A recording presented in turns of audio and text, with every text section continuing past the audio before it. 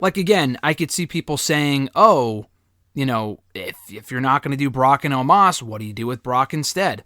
I wouldn't do Brock and Bray for starters. I would not do that. That does not interest me at all. But what you can do and what you should have done is Brock and Bobby part 3 or 4 at this show. So to add some context here, Fightful Select reported yesterday that Bray and Brock was pitched as a Mania match, and Brock turned it down. Brock does not want to work with Bray Wyatt.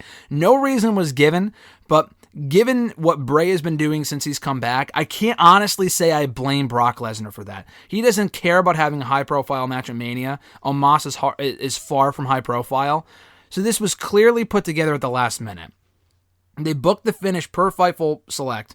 They booked the finish that they did at Elimination Chamber because I guess going into SmackDown, even that was random. But I don't know. Here's the thing. I guess the plan was to do Brock and Bray, it sounds like, from this report. And then Bray challenged the winner of the match. The original plan for Elimination Chamber was for Brock to beat Bobby clean. I don't even care if Brock beats Bobby. Bobby is, bulletproof, Teflon at this point. Doesn't matter. Booking-wise, doesn't matter. And he's already beat Brock before anyway. So I guess they were going to have Brock beat Bray clean, and then Bray would have faced Brock at WrestleMania. My question to that then is, not to question this report, I assume it's credible and it's legit.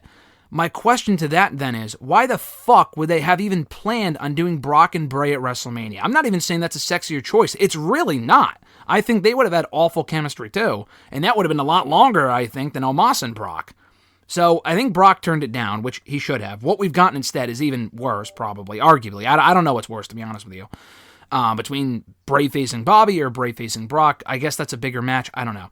But my question then is, why were they even planning on that match? I mean, Brock and Bobby wrote itself. They've been feuding for a fucking year. I mean, why would you do a feud between them for so long and then end it at the 90-yard line? That doesn't make any sense to me at all. That's part of this report. Again, not to go off on them. I'm thinking just more out loud. Like, why would WWE even book that? That just doesn't make the slightest bit of sense. None of these matches with either of these 4 guys, pairs of guys, Bray, Brock, Bobby, and Omos, these matches, not only will they not be good, they just don't even make any sense. That's also part of the problem here for me as well. Yeah, oh my god.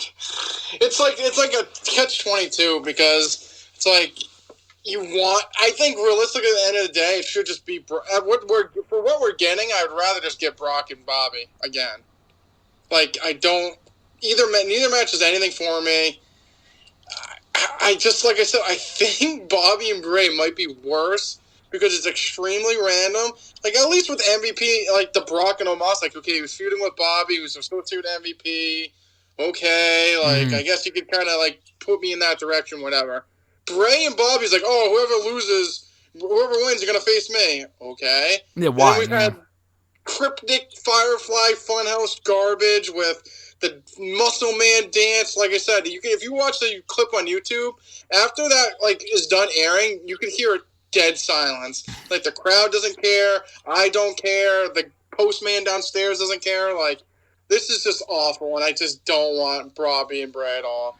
And it's also not only that the match is not going to be good, it's the fact that, like you said, the build will not be good either. What we got on Monday is just so incredibly random, and it is really disappointing. I mean, we've mentioned this before, but to kind of hammer it home here, I love Bray Wyatt. I'm not one of those people that's going to come on here or anywhere on Twitter, whatever, and say the guy's awful. He's not good. He has nothing to offer. He's not over, blah, blah, blah. Exactly the opposite, actually. I think the guy is very good. He's very creative. I think he brings a lot to the table. I was very excited when they brought him back. I'm still happy he's here. I'm not going to sit here and tell you, it was a mistake to bring back Bray Wyatt.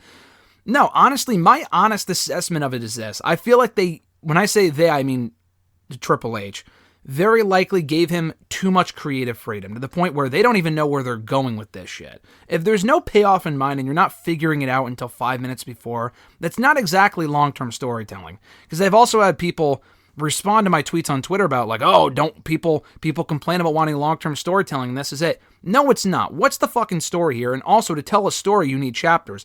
What chapters have we gotten? He feuded with LA Knight. The feud wasn't overly great. If it was good, it was because of LA Knight. Not really much to do with Bray Wyatt or anything he did. He came back acting more realistic.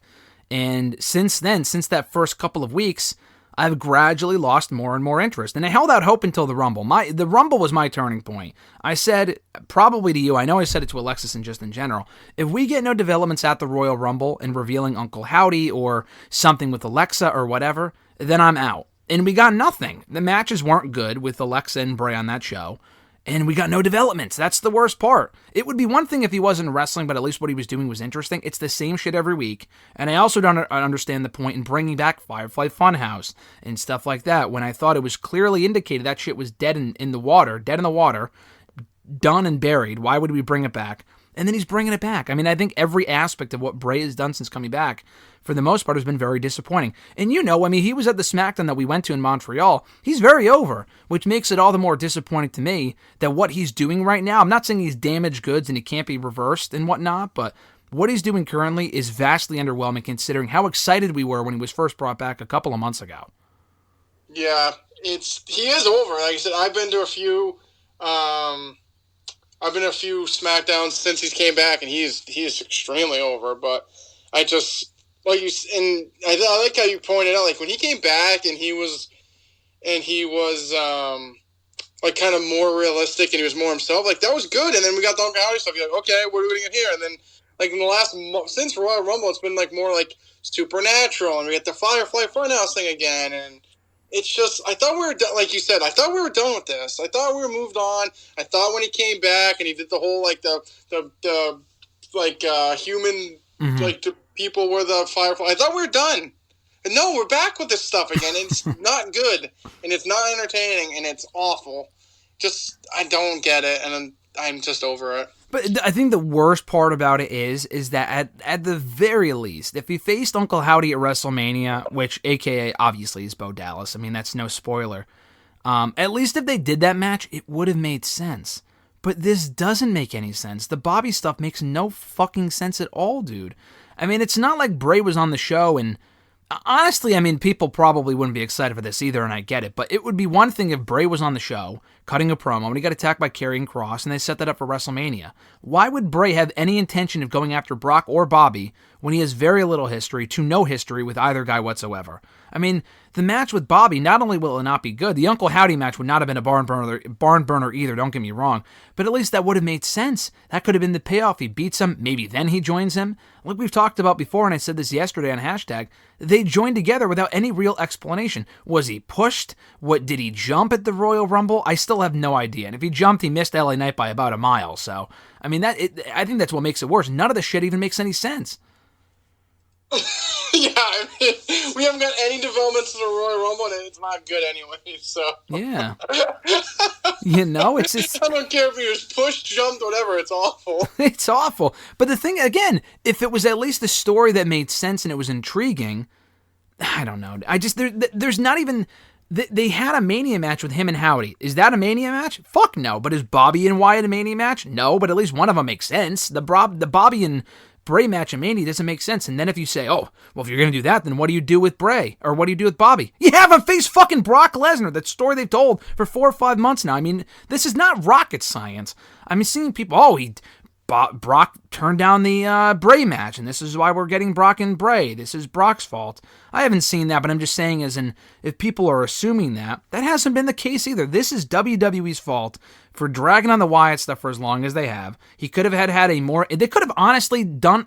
Here's the thing. They could have done him and LA Knight at WrestleMania. LA Knight probably won't have a match. The guy that just fucking lost to Kofi Kingston last week will very likely not have a match at WrestleMania. They could have done Wyatt and LA Knight at WrestleMania if they brought back Bray, as you've said before, in January, and not 5 months ago to do nothing. It seems like people were excited that Triple H was in charge and all this other sort of stuff, and then we just haven't seen anything else about it since. I mean, there was all this buzz around Bray coming back. He capitalized on it. Great. The White Rabbit stuff was very intriguing. It was very cool.